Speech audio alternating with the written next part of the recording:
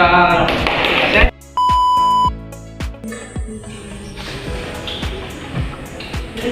Kawan-kawan, situasi di Laut Natuna semakin memanas. Banyak kapal-kapal asing memasuki zona ekonomi eksekutif. Ini bukan masalah pelanggaran hukum internasional, tetapi ini termasuk dalam ancaman internasional. Pak Andre, apakah kita sudah melibatkan ASEAN? Mereka harus tahu, ini bukan hanya masalah Indonesia, tapi seluruh kawasan. Kalau kita akan menggagal diplomasi, kita tidak jamaah. Saya sarankan pengerahan kapal patroli biar mereka tahu kita tidak main-main.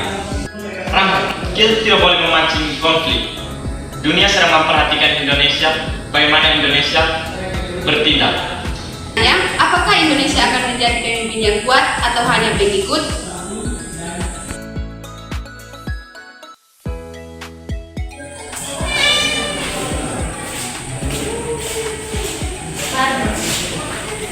Kami menghargai posisi Indonesia, tapi Anda tahu kepentingan ekonomi kami di kepentingan ekonomi kami.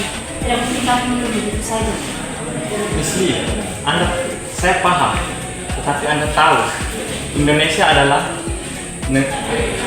penjaga stabilisasi kawasan ini. Bagaimana kalau kita mengembangkan kerjasama maritim kita? Kerjasama memang bagus, tapi kita harus perlu berkompromi juga. Bukankah jelas mereka tidak menghormati kita? Mengapa kita harus terus berbicara sedangkan mereka bertindak? Saya setuju dengan Nina, kita perlu aksi nyata, kirimkan pesan yang tegas. Dan jika pesan tegas itu membawa kita ke aman konflik, stabilisasi adalah prioritas strategis, diplomasi, ekonomi, dan posisi geografis yang kita bisa pergunakan.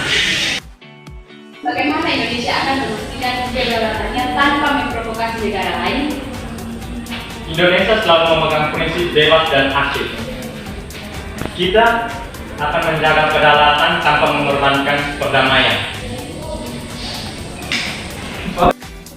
Indonesia selalu memegang prinsip bebas dan aktif. Kita mempertahankan kedaulatan tanpa mengorbankan perdamaian di kawasan ini. Di kawasan ini, dunia mempercayai Indonesia untuk menjaga keharmonisan dimanapun itu.